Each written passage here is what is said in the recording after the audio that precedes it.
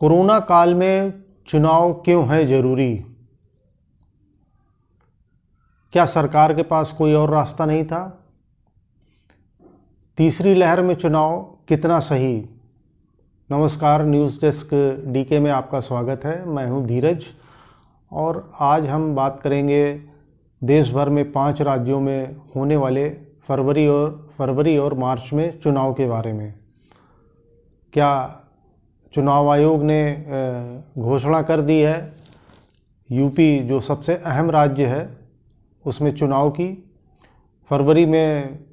फरवरी से लेके मार्च 7 तक यूपी में चुनाव होगा, लेकिन सरकार या फिर आप कह लीजिए दूसरे शब्दों में चुनाव आयोग का ये फैसला कितना सही है? सरकारें बनती हैं 5 साल के लिए, ये बात सही है, और नियत समय पे चुनाव कराना चुनाव आयोग की जिम्मेदारी है, यह भी सही है। लेकिन एक बहुत ही रेयर परिस्थितियां जो उत्पन्न हुई हैं और ख़ासकर उस समय चुनाव कराना कितना जायज़ है जबकि भारत में तीसरी लहर आ चुकी है। डॉक्टरों का कहना है कि जनवरी के अंत या फरवरी में इसका पीक आएगा। स्टडी ये बताती है कि प्रतिदिन 16 लाख से लेकर 20 लाख तक पेशेंट निकलेंगे। सरकार या एक दूसरा पक्ष यह है कि इसके लक्षण बहुत हल्के हैं। लक्षण हल्के हैं और लोग अपना बचाव करें तो चीज़ें सुधर सकती हैं।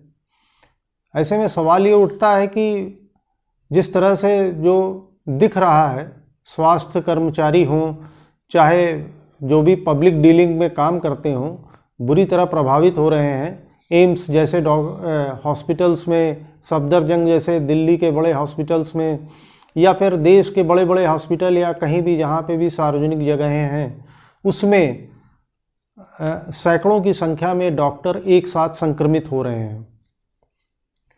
डॉक्टरों का ये भी कहना है कि ओमिक्रॉन वेरिएंट से बच्चे हुए, अनवैक्सीनेटेड लोग हुए, बुजुर्ग लोग हुए, उनको गंभीर खतरा हो सकता है और हो भी रहा है।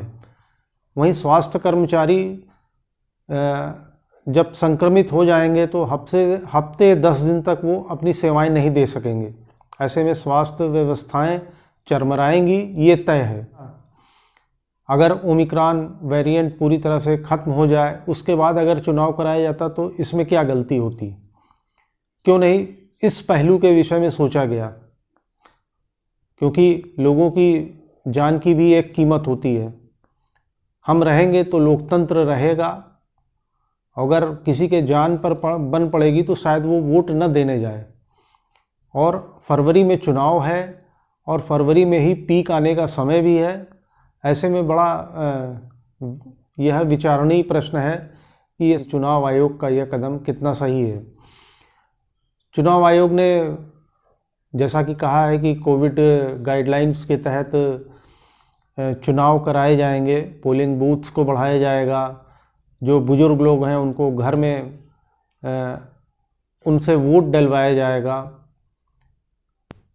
रैलियों, बाइक रैली और इस तरह रथ यात्रा, साइकिल रैली, रोड शो पे पाबंदी है, रैलियों पे, बड़ी रैलियों पर पाबंदी है, लगा दी गई है। लेकिन ये फ़िलहाल कुछ दिनों के लिए है। उसके बाद रिव्यू किया जाएगा, उसके बाद डिसीजंस लिया जाएगा।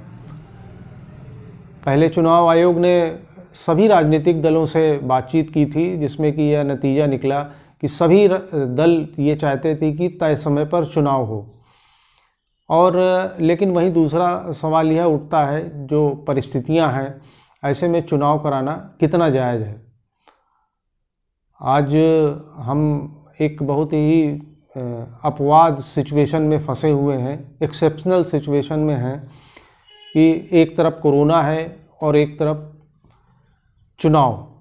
यूपी जैसे बहुत बड़े स्टेट में चुनाव कराना आसान काम नहीं है, और गाइडलाइन महज जारी कर देने से कोरोना गाइडलाइन का हम पालन करेंगे, शायद यह कहना बेमानी होगा। यहाँ पर चुनाव का मतलब होता है कि खुलकर पार्टिसिपेट करना।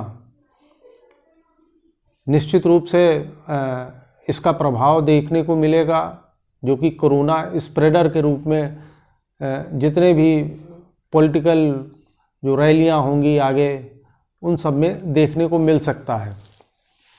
तो हालांकि ये तो जो सिचुएशन है उसके बारे में बात कर रहा था। इसके अलावा क्या उपाय हो सकते हैं कि यह चुनाव भी हो, लोकतंत्र की परंपरा भी चले, लोगों को अधिकार भी मिले सरकार बनाने का, चुनने का, और साथ ही इस संक्रमण के दौर में हम उससे बचें।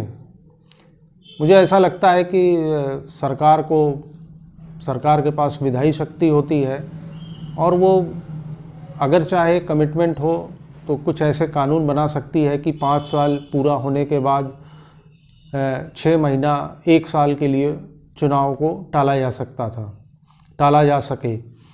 अगर ऐसा होता तो शायद हम अभी वर्तमान परिस्थिति में और आगे जो भी स्थितियां होंगी उससे बच सकते थे। तो ये एक बड़ा विचारणीय प्रश्न है आप सभी लोगों के लिए जो यूपी में, खासकर यूपी स्टेट्स में बागडोर बदलने की इंतज़ार कर रहे थे। कृपया कोविड नियमों का पालन करें, और वीडियो अच्छा लगा हो तो कमेंट करें कि आपकी नज़र में क्या उपाय हो सकते हैं कि जिससे ये महामारी से भी बचा जा सके और चुनाव को भी संपन्न कराया जा सके। फ़िलहाल आज के लिए इतना ही। वीडियो अच्छा लगे तो सब्सक्राइब करें, लाइक करें, कमेंट करें और मुझे प्रोत्साहित करें। धन्यवाद।